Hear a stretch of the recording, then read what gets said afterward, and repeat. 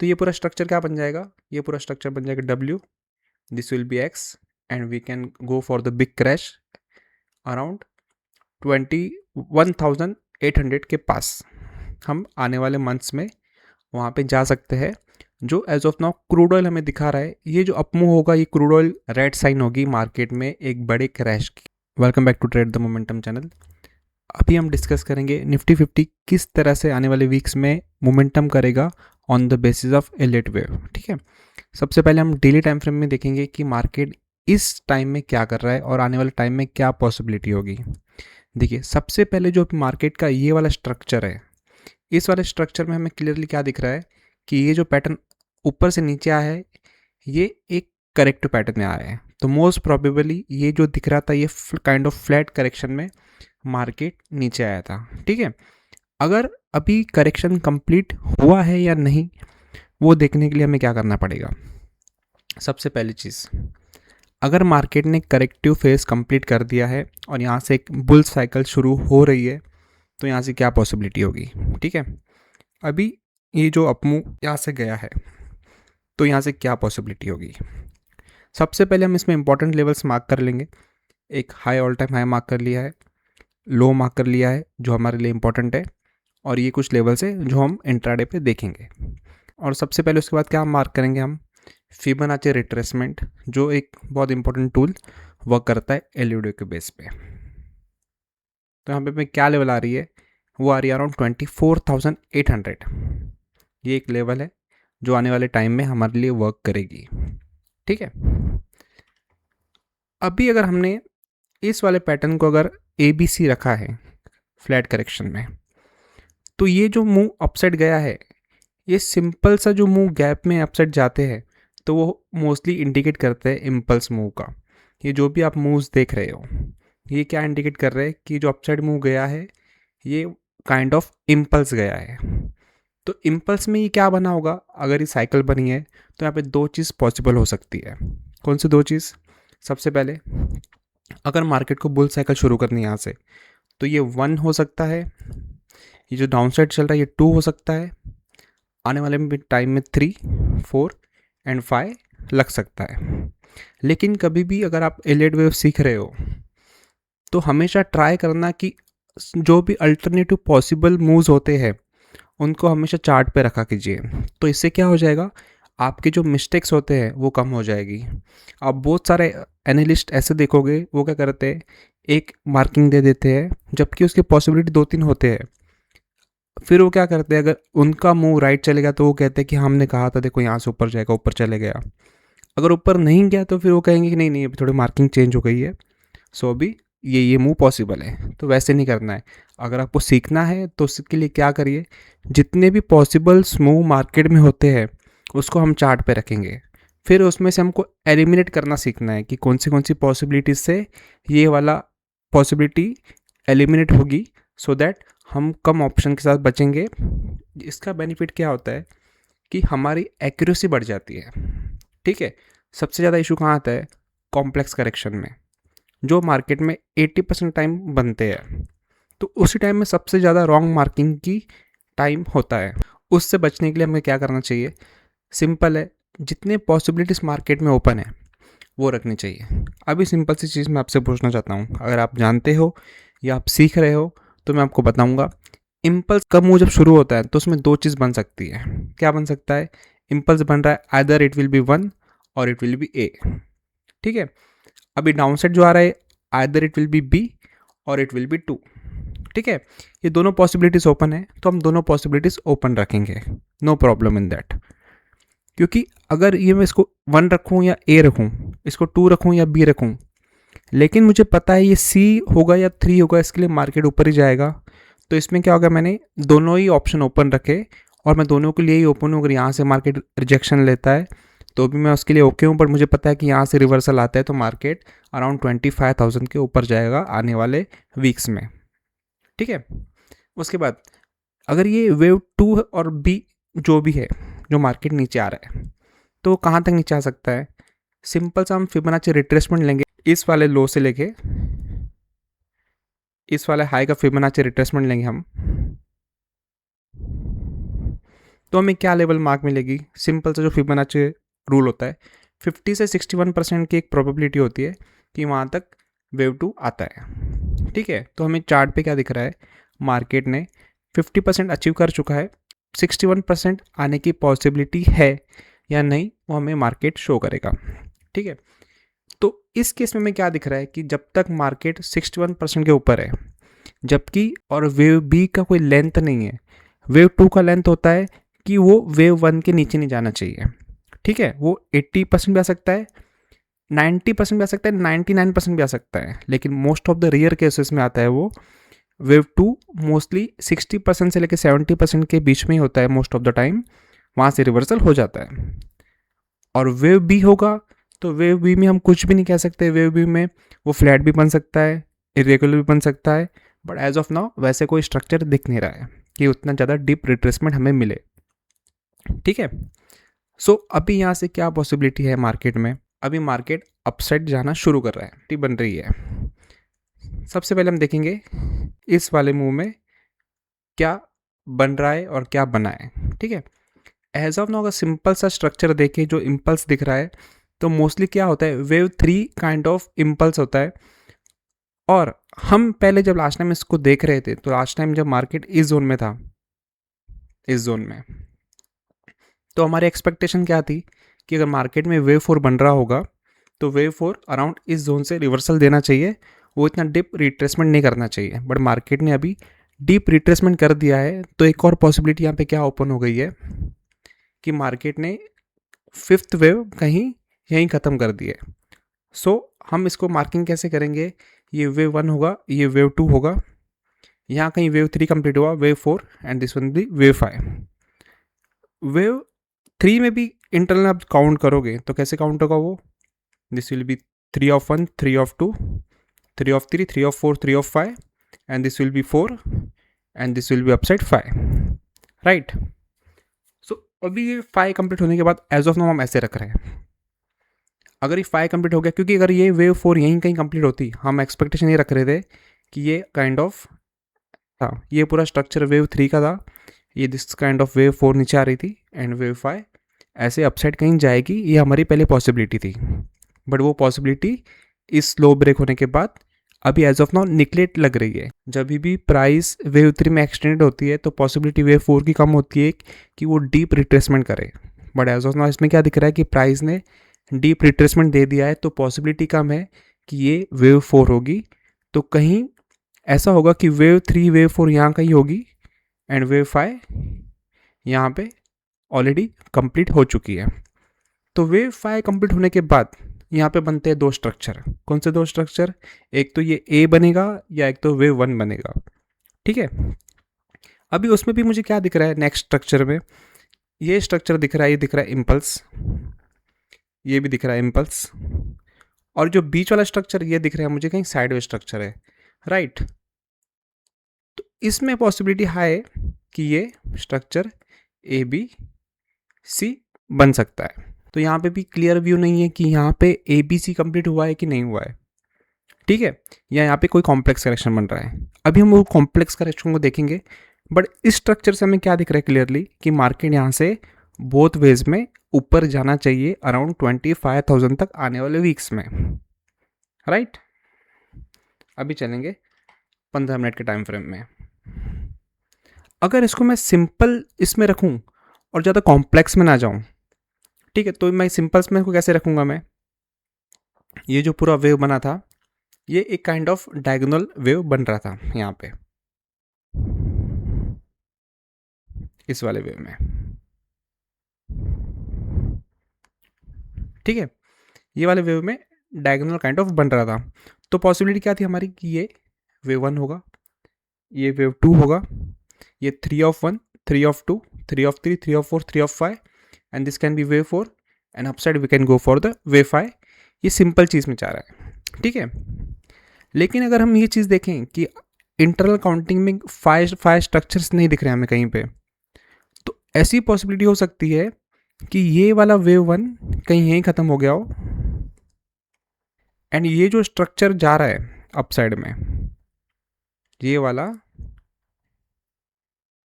W X and Y.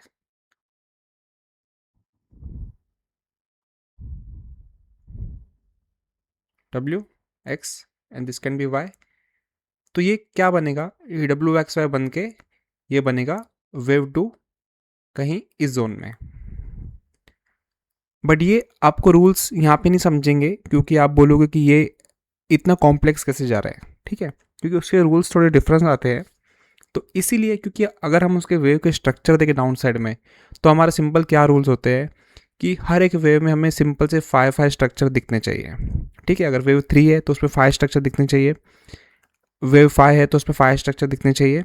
But वो क्या हो रहा है, वो इस केस में कहीं मिसिंग दिख रहा है. ठीक है, तो इसलिए हम पॉसिबिलिटी पकड़ सकते हैं कि ये एक कॉम्प्लेक्स करेक्शन में वेव टू जा रहा है. डब्ल्यू एक्स वाई अगर इरेगुलर होते हैं तो पॉसिबिलिटी हाई होती है कि वेव टू कहीं यहाँ भी ख़त्म हो सकता है, प्लस क्योंकि मैक्स की लेंथ नहीं है, अराउंड इस जोन में भी कहीं ख़त्म हो सकता है. ये हो गया कॉम्प्लेक्स करेक्शन की बात. लेकिन अभी मैं तो कॉम्प्लेक्स समझाऊंगा नहीं क्योंकि आप उसको फिर आपको बाउंसर जाएगा. मैं सिंपल लैंग्वेज में आपको ट्राई करूँगा समझाने का. सिंपल लैंग्वेज में मैंने क्या समझाया, we will consider this at wave 1, wave 2, wave 3, wave 4 and wave 5. This will be the possibility. कब तक ये वेव 4 वेव 5 होगी, जब तक ये मार्केट 61% के ऊपर है.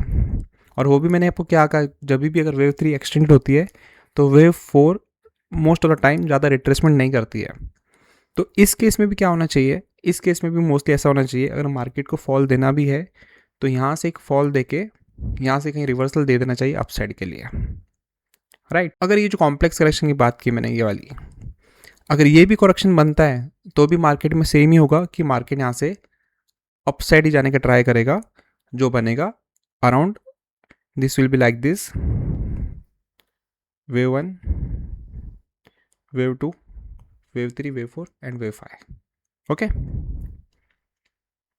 सो इसी पॉसिबिलिटी में भी एक ही चीज़ कॉमन लग रही है कि मार्केट को इस जोन में भी ऊपर ही जाना है. ठीक है, अभी अगर मार्केट को मंडे को ऊपर जाना है तो हमें ट्रेड कैसे मिलेगी. सबसे पहले हम क्या करेंगे, as of now Dow Jones हमने जब देखा तो डाउ जोन्स अराउंड 300 पॉइंट नीचे था, लेकिन गिफ्ट निफ्टी अराउंड पॉजिटिव में था. तो फ्लैट के अराउंड हम मार्केट पकड़ सकते हैं कि फ्लैट के अराउंड मार्केट ओपन हो सकता है. ठीक है, उसके साथ में एक और पॉसिबिलिटी क्या होगी, हमने क्या डिस्कस किया, अगर 1 2 3 4 5 कंप्लीट हो चुका है तो 1 2 3 4 5 कंप्लीट कैसे होगा, 1 2, दिस विल बी 3 4 एंड 5. ये भी स्ट्रक्चर हो सकता है. तो उसके बाद कैसे पॉसिबिलिटी होगी कि ये आइदर विल बी 1 2 3 4 5 और either it will be A B और सी. सो बोथ केसेस में हमें क्या शो हो रहा है कि मार्केट यहाँ से ऊपर जाना चाहिए, पॉसिबिलिटी हाई. बट इसके साथ में एक और पॉसिबिलिटी थी, व्हाट इफ अगर मार्केट ये 3 वेव स्ट्रक्चर ही बना रहा हो, means A B and C, and market को यहीं से डाउन जाना है. तो क्या, अगर मार्केट यहीं से डाउन जाता है तो पॉसिबिलिटी ये होगी, अगर हम इसको वेव 1 पकड़े, wave 1, wave 2, wave 3, wave 4 and this will be wave 5.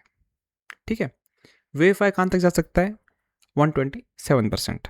यहाँ से हम 127% मार्क करें तो अराउंड इस जोन में मार्केट, जैसे फिबोनाची 61% है, सेम उसी जोन में अराउंड वेव 5 कहीं कंप्लीट हो सकती है. अगर मंडे को अनएक्सपेक्टेड न्यूज़ के साथ अगर गैप डाउन ओपन होता है तो पॉसिबिलिटी हाई हो जाएगी कि हम एक बार इसके नीचे जा सकते हैं अराउंड 23,000 के पास. 3,000 के पास जाने के बाद हम एक बड़ा रिवर्सल दे सकते हैं. ठीक है, अगर मार्केट गैप अप कोई भी कारण की वजह से होता है तो पॉसिबिलिटी हाई हो जाएगी, ये हाई ब्रेक होने के बाद, इस हाई ब्रेक होने के बाद पॉसिबिलिटी ये हो जाएगी, दिस विल बी आइदर 1 2 3 4 5 और it will be either A B C. But most probable अगर गैप अप इसके ऊपर डायरेक्टली होता है तो उसे हम वेव 3 काउंट करेंगे एंड एक्सपेक्टेशन रखेंगे कि वेव 2 कहीं यहीं ख़त्म हो गई है. अब उसके टारगेट कितने हो सकते हैं, मिनिमम टारगेट उसका हो सकता है अराउंड 100% जो आ रहा है 24,180 मैक्स टारगेट हो सकता है। वेव 3 का कोई मैक्सिमम टारगेट नहीं होता है, पर most of time maximum target जा सकता है अराउंड 24,500। ठीक है, अभी उसके बाद अभी ये स्ट्रक्चर हमने जो पीछे डिस्कस किया कि ये ए बी और सी हो सकता है, आइदर 1 2 3 4 5 हो सकता है। तो फिर जब ये 1 2 3 4 5 कंप्लीट करेगा, जो हम एज ऑफ नाउ एक्सपेक्टेड रख रहे हैं, गैप अप हुआ तो ये पूरा स्ट्रक्चर 1 बनेगा, पूरा 2 बनेगा, 3 4 एंड 5 करके मार्केट आने वाले टाइम में अराउंड 25,000 के पास जा सकता है, अगर ये ए बी सी कंप्लीट कर रहा हो तो। मीन्स कौन सा ए बी सी जो हमने डिस्कस किया ऊपर में, अगर वो 1 2 3 ना करके ए बी सी अगर हो रहा है करेक्टिव के लिए, तो यहाँ पे आके कहीं सी ए खत्म होगा इधर अराउंड 25,500 के पास। जो हमने ऊपर डिस्कस किया था, क्या डिस्कस किया था कि अगर ये करेक्टिव पैटर्न है ए बी सी, तो ये पूरा स्ट्रक्चर क्या बन जाएगा, ये पूरा स्ट्रक्चर बन जाएगा W, this will be X, and we can go for the big crash around 21,800 के पास। हम आने वाले मंथ्स में वहाँ पे जा सकते हैं। जो as of now crude oil हमें दिखा रहा है, ये जो अपमूव होगा ये क्रूड ऑयल कूल ऑफ के बाद होगा। जैसे ही कूल ऑफ यहाँ पे मुझे लगता है यहाँ कहीं कंप्लीट होगा कूल ऑफ क्रूड ऑयल का, उसके बाद एक न्यू साइकिल चालू होगी क्रूड ऑयल में, जो उसको लेके जाएगी अराउंड 120 से $160। उसी टाइम पे हम ये करेक्शन में मार्केट आते हुए दिख सकता है, जिसमें निफ्टी एक बड़ा क्रैश दे सकता है। ठीक है, अभी ये क्रैश कहाँ तक जा सकता है, सिंपल है, वाई कहाँ तक जा सकता है, अब मैं उसका फिबोनाची लें यहाँ से यहाँ तक, तो वाई जा सकता है अराउंड 21,177। ये एक पॉसिबिलिटी है। अभी अगर ये WXY ना होके, हम इसको WXY पकड़ रहे हैं अभी कि ये WXY ना होके, हमने पूरा स्ट्रक्चर ये ऐसे पकड़ा था, either will be A B और C, और इट विल बी आइदर 1 2 3 4 और 5। एक चैनल का एक खासियत होती है, अगर ये वेव 3 है तो क्या करेगा, वो इजीली इस चैनल को ब्रेक कर देगा और ये ऑल टाइम हाई के पास चले जाएगा। Then will be go for wave 4 and wave 5 for the target of. तो उसके लिए एज ऑफ नाउ क्या हो सकता है, अगर ये वेव 3 ट्रिगर होनी है तो इसमें हो सकता है कोई मार्केट में बिग न्यूज़ आ जाए, जैसे वॉर सॉर्ट आउट हो जाए, उसके साथ में इंडिया के लिए कुछ अच्छी न्यूज़ आ जाए कि इनका उनका अच्छा पॉलिसीज एंड ऑल, रिजल्ट जो अभी भी बहुत ओके होके आ रहे हैं, रिजल्ट कुछ बेटर आते हैं, तो पॉसिबिलिटी हो सकती है कि हमें ये ट्रिगर हो सकता है। तो ये वेव 3 यहाँ पे आ सकती है। अगर ये वेव 3 है तो वेव 3 कहाँ तक जा सकती है, अगर हम इसको फिबोनाची एक्सटेंशन लगाते हैं तो फिबोनाची जा सकती है अराउंड 25,900 से लेके 27,200 के पास। Then it will be wave 3 wave 4 and wave 5 so on, वो हम आने वाले बाद में देखेंगे। लेकिन व्हाट इफ़ ये मोमेंटम बहुत स्लो हुआ और मार्केट कहीं यहाँ तक ही गया, ठीक है, तो there will be the high possibility the market will be going for the wave C, which will be creating wave X, then there will be the sharp fall from there around Nifty यहाँ से around 10 से 20% के around Nifty fall यहाँ से दे सकता है। This will be the possibility for the next few months. Okay, so जितना साइडवेज मार्केट जाएगा अभी से लेके नेक्स्ट कुछ वीक्स में, उतनी प्रोबेबिलिटी हाई बढ़ती जाएगी कि मार्केट में एक बड़ा फॉल पेंडिंग है।